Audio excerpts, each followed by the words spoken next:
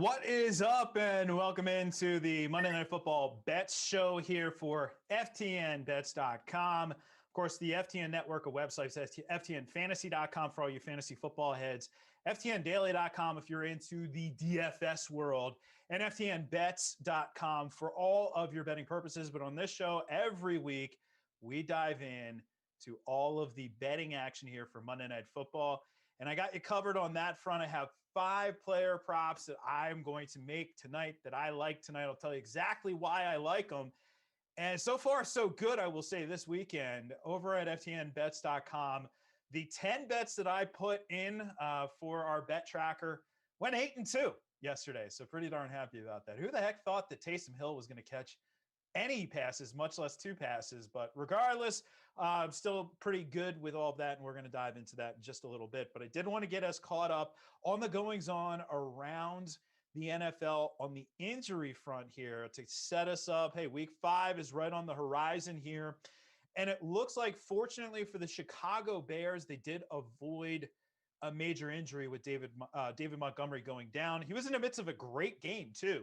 Monty taking it to the Detroit Lions. Of course, the team was covering up Justin Fields in the process, so the game plan certainly made a lot of sense. But Monty goes down in this one, and there was some fear that it could have been a torn ACL. It looks like it's just a hyperextended knee. He is undergoing an MRI today, so we're not completely out of the woods, but it does sound very promising there. However, it may not be as promising for the 49ers. Jimmy Garoppolo left the game after basically the first half. Trey Lance gets in there and wasn't terrible. He wasn't good, and it doesn't sound like this was the plan for the 49ers, but they may end up having to lean on the rookie. He adds upside with his legs, that's for sure, and he did throw for 2 passing scores, though one was on a crazy busted coverage play. Logan Thomas with a hamstring looks like he's going to miss some time, and also coming out of Thursday, Joe Mixon with an ankle sprain. Now, it's being called low grade, but it does sound like he's going to miss some time here. He's being called week to week. Anytime you hear anybody called week to week, they're not playing this week. They may be back next week, but they're not playing this week. So Samaje Perine, he'll be a popular fantasy football waiver ad. Tony Jones Jr., the backup in New Orleans, was carted off with an ankle injury. So the Saints look like they may be without Jones for a while. We'll see what happens in Denver, where Teddy Bridgewater was concussed. Drew Lock got in, and boy, did that offense not look good with Drew Lock under center. So hopefully for Denver's sake, for Cortland Sutton's sake, and the rest of the crew, the team there, you get Teddy Bridgewater back quickly. Amari Cooper had a hammy that took him out of the game briefly, but he ended up getting back and playing through it. So far, that's pretty much the major news right there from around the world of football for skill position players. So let's dive into tonight's action. Of course, it's an entertaining game anytime rivals meet up against each other, and here we have a classic rivalry. It's weird calling this Los Angeles and Las Vegas instead of San Diego and Oakland, but whatever. The teams are still rivals, and it's still going to be a very fascinating contest between these two. Right now, the odds for this game, I'm showing 51.5 over under, and then -3 for the Chargers. So high scoring affair potentially here. We certainly like to see that. If you got fantasy football on the line here, you like that. For showdown purposes for DFS, which we do have you covered over at FTNDaily.com, you like those higher over unders as well. But what does it mean for us for player prop purposes? And remember, I go after player props. You know, I'm a firm believer. Warren Buffett said it, you know, essentially he said, you know, in terms of investing, invest in what you know. Well, for betting purposes, I'm going to bet on what I know. And as a fantasy person, I know players. You might be from the same background. You might know players better than you know the games themselves. For a lot of fantasy players, betting on games is not really their vibe, maybe even a little intimidating. But player props, hey, it's pretty straightforward. You know the players, you know performance, and you're picking one of two things, right? Over or under. Of course, you have the odds in play as well. But if you have that background, it's not that hard of a transition to make. So let's dive into it. I'll give you 3 on the Los Angeles side, and then have 2 from the Vegas side for tonight. I want to start with Mike Williams. So Williams has been a bit of a revelation this year. We've heard, and if you haven't heard, I mean, everybody has heard, it seems, that they are using him differently. He's not just a 9-route guy down the field. They're using him all over the place. And, in some ways, manufacturing these targets for him in the short and intermediate, which were not places we saw previous iterations of these coaching staffs go after with Mike Williams, but they are right now. And you still have Keenan Allen involved plenty.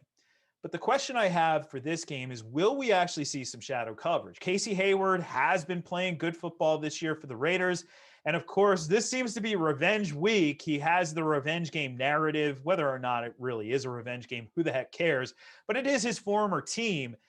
And there is the outside chance that they do use him in shadow coverage. Now, if they use him in shadow coverage, that means I would expect decreased target volume for Mike Williams in this contest. And that's where I gravitate towards his receptions prop, not his receiving yards prop. Receptions, you're really only worried about the volume, not necessarily the efficiency. I mean, I guess you have to convert the targets into catches, but you're not worried about the yardage efficiency whatsoever. And right now, when I'm still seeing 6.5 on some books, this line has gone down to 5.5 out there, but I'm still seeing 6.5. For example, William Hill, 6.5 at -140 on the under. Obviously, it's juiced to the under, but I want to play that under here with the idea that if Casey Hayward is on him, even if it's not a complete shadow, but partial shadow, for part of the game, I think an under is very much in play. So I'm going to ride that one right there. Under on 6.5 receptions for Mike Williams. And this is one where you can correlate then. If that's the game script that you think, that's the way you think this game is going to play out, then where do the targets go? Well, obviously Keenan Allen, we know that. But do any other receivers get looks here? Well, the next obvious name here would be Jalen Guyton. And I know Jalen Guyton didn't do anything in his previous outing, just one target there. But he is a type of player who doesn't really need much work to get over a line of 17.5 receptions. 17.5 receptions, he'd need a lot of work. 17.5 receiving yards. Really doesn't need that much to get over that line. In fact, he could do it with one play, in theory, if it's a deeper play. I don't think it's necessarily that's something we bank on here, but I do think a slight uptick in targets. Instead of 1 like last week, maybe it is more like 2 or 3 this week. And if he converts more than one of those to a reception, getting over 17.5 should be absolutely no problem. Right now, 17.5 on PointsBet at -115 on the over. I have seen this line as high as 19.5. And that is important as well. And that's a great little way. If you think, all right, the over is potentially in play here, you could use what we have over at ftnbets.com, the prop shop. You could use that to search out other lines. And it's a fun little indicator that I'll use at times. I mean, is this a precise science? No. But if you see one book is a little bit lower than the rest of the books in the industry, and you actually like the over regardless, then you play the one with the lowest line. I mean, again, not brain surgery here. But how do you do that? Historically, you'd have to literally click through every book. This book, next book, next book, next book. Well, now you don't have to. You go to ftnbets.com, you go to the player prop shop, or just the prop shop is what it's called. And you click, you search in there. It's the Google of sports betting. You search out Jalen Guyton's name, you find all his lines. It's nice and easy. Easy, easy, easy. So that's over at PointsBet. Now, I don't think that these yards will actually go to Jared Cook, however. Jared Cook has been under 30 receiving yards in each of his last 2 games. He's an older tight end, a catch and fall down type of guy, a guy who maybe is a red zone option, but not a guy who's going to get it done with chunk yardage. So 39.5 receiving yards for a tight end. That's a fairly standard line, but I do think it's a tad high. So I am taking the under on 39.5, -115. That's also over at PointsBet. If this line was 34.5, I would stay away. But 39.5, give me those extra 5 yards, and I'll take that under all day long. So you got an over on Jalen Guyton, but an under on Jared Cook receiving yards, an under on Mike Williams receptions. Let's go to the other side of this contest. We expect a lot of Darren Waller, of course, and we really don't know what's going to happen with the backfield. As of right now, everything that I'm seeing says that they're going to let pregame warmups determine whether or not Josh Jacobs is going to play in this one. If I'm a Josh Jacobs fantasy owner, man, I hope I had Peyton Barber, because we saw already it is not Kenyon Drake. If we don't have Josh Jacobs, Peyton Barber literally goes into 100% of Josh Jacobs' role. And that means the potential for 20 plus carries. That means the potential for goal line work. That means the potential for a solid fantasy day for sure. But it also means we don't have any lines. We may get betting lines for that within the final hour before the game, once inactives are announced. So we'll keep an eye on that later, but no betting line game. So we're going to have to attack the passing game here. Darren Waller's lines are pretty good, not worried there. I think there's some opportunity with Henry Ruggs, but I actually want to go to the two other wideouts here for the Raiders, Bryan Edwards and Hunter Renfrow. And I think that really here the lines are reflecting the perception of these guys and not the reality of them. Bryan Edwards' current line, 35.5 on FanDuel at -110 for the over. Hunter Renfrow receiving yards 50.5 on DraftKings, -110 for the under. So these are both, juice the other direction, but the perception is not meeting the reality here. And I'm not talking about the yardage production. I realize Hunter Renfrow has performed well from that standpoint over the last 2 weeks. And Bryan Edwards, actually, I thought he looked pretty solid last week. But here's the thing. Edwards is running more routes than Hunter Renfrow. In fact, if you include Darren Waller in the mix, Renfrow is decidedly the number 4 receiver in terms of routes run. And why routes run is very important is it ultimately leads to opportunities. And if you have opportunities, then you can accumulate receiving yards and, it just goes from there, right? Then you have a better shot at getting the over. In this case here, I don't believe the opportunities are there for Hunter Renfrow. And in a game where you can run all over the opposing team, so whoever's the running back for the Raiders tonight has a fantastic matchup. I'm looking at Renfrow and I'm saying 50.5 receiving yards is way too high. I think this is an easy under on Renfrow, especially when you get favorable odds on that side at -110. So I'll take that under, and then at the exact same time, I'm going to take the over on Bryan Edwards, the guy who's running more routes, the guy who's more involved in that regard, and the guy who looks pretty darn good, despite people not realizing it at this point, or a lot of people, I should say. So 35.5 for Edwards on the over.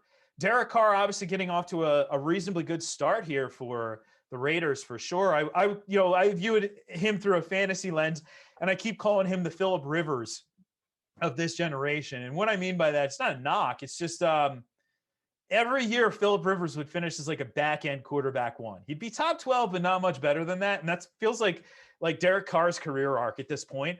But he can still deliver the rock to Waller. He can still deliver the rock to Ruggs, Edwards, and to a lesser extent Renfrow. I just think 50.5 is just too high on Renfrow, and 35.5 is probably too low. In a perfect world, their lines would be very, very similar, and that would make it pretty darn tricky to wager. But given the disparity between the two, you have a 15-yard disparity between the two.